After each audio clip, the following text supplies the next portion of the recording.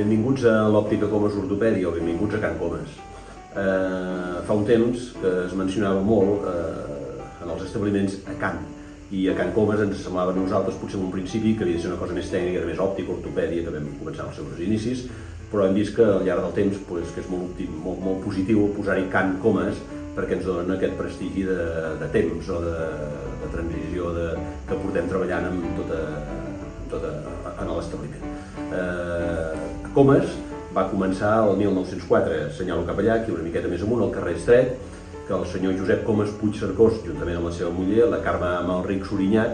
van muntar aquest establiment. Era un establiment molt petit, amb uns metres molt restringit, i molt ràpidament ja van venir aquí a la plaça Santa Clara número 6, plaça Santa Clara número 6, que també en deien Sant Cristòfol número 6, perquè fa xamfrà i donava al mateix lloc. Com dèiem allà, en els seus inicis, va ser el 1904, que va començar el Josep Comas amb la Carme Amalric. I en poc temps ja ens vam passar cap aquí, a la plaça Santa Clara. Aquí era un edifici, quan va començar el senyor Josep Comas, un edifici vell, antic, que estava amb totes les plantes, que era de l'època que ja succeïen coses així, estava molt barrejat la part comercial amb la part domèstica de viure-hi. Jo recordo perfectament, perquè després va passar, que explicarem ara més endavant amb el meu pare, recordo perfectament que l'habitació on ell visitava en Comas, jo no vaig arribar a conèixer en Comas, però on visitava en Comas, que després va visitar el meu pare, al costat hi havia un dormitori, i a l'altre costat com una sala d'espera, i després hi havia el menjador on la família menjava. Tenia la certa curiositat de la situació del que passava a l'època, que aquí no era únicament. També succeïa que pròpiament no tenia l'escaleta d'entrada, s'entrava per la botiga, o s'entrava per una porta al final, que era el magatzem, que vol dir que estava tot molt barrejat. El Josep Comas Puigcercós era l'oncle de l'Alfred Verdaguer Amalric, per això nosaltres no ens diem Comas.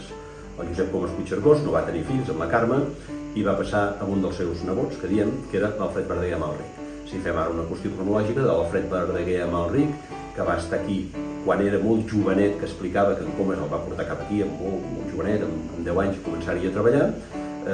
va estar tota la seva vida el meu pare treballant aquí,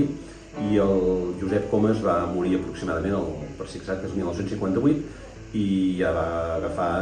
la direcció de l'Alfred Verdaguer Amalric, com dèiem que era el meu pare. De l'Alfred Verdaguer Amalric venen dos germans, que és el Jordi Verdaguer Peiró i jo mateix, l'Alfred Verdaguer Peiró, que ens toca gestionar aquesta empresa amb el temps. I avui ja ens anem a la quarta generació, que hi ha el Roger i el Jordi, i també un altre fill meu, l'Alfred, que també està una miqueta per aquí gestionant, fent córrer tot això.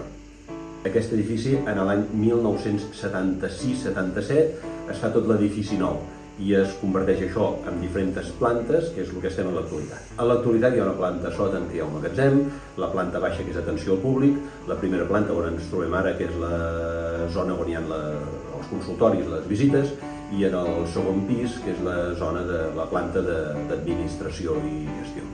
Comas, quan comença al principi, quan va començar en Comas, això no ho recordo perfectament, era aquelles coses que són molt diferents avui, hi havia molta varietat de moltes coses. També se'l coneixia en Comas perquè era herbolari, i l'herbolari, que era una altra de les curiositats que hi havia un parell de plantes aquí sobre meu, aquí sobre l'edifici de la Santa Clara, que sempre hi havia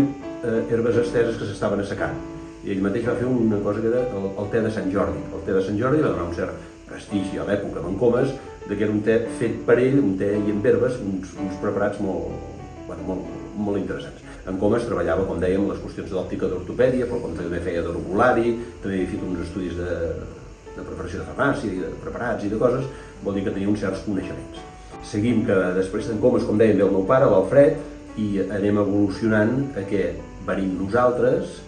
i ha canviat amb les especialitzacions. Ja no és només òptica i ortopèdia, sinó que també hi ha podologia, en alguns hem tingut logopèdia,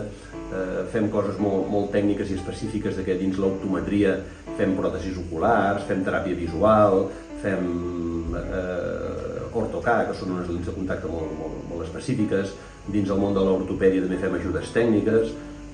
Ha tingut canvis, adaptar-nos en el temps i buscar les alternatives que puguem tenir de la proximitat nostra. Personalment no vaig conèixer amb el senyor Josep Comas Puigcercós, que he tingut moltes ganes de conèixer-lo, i amb reconeixement, potser val la pena dir-ho aquí, amb reconeixement amb el senyor Josep Comas Puigcercós, l'any 2000 vam crear una fundació que es diu amb el seu nom, Fundació Privada Benèfica Josep Comas Puigcercós, que seguim mantenint una mica els seus conceptes de beneficència, ajuda i donar suport a col·lectius a vegades necessitats. Això ens ho va transmetre en Comas, que jo, com deia, no el vaig conèixer, però a través del nostre pare ens va transmetre aquests diguem-ne, valors que en Comas considerava sempre molt en tot moment. Bé, i ja per acabar, només dir que Comas queda a la disposició de tothom, amb els serveis que puguem atendre i donar, amb les ganes de seguir treballant i continuar, i des d'aquí aprofitar la vinentesa per dir gràcies a tothom per poder compartir tots plegats la vida i poder tenir una qüestió assistencial el més propera i delicada a les persones.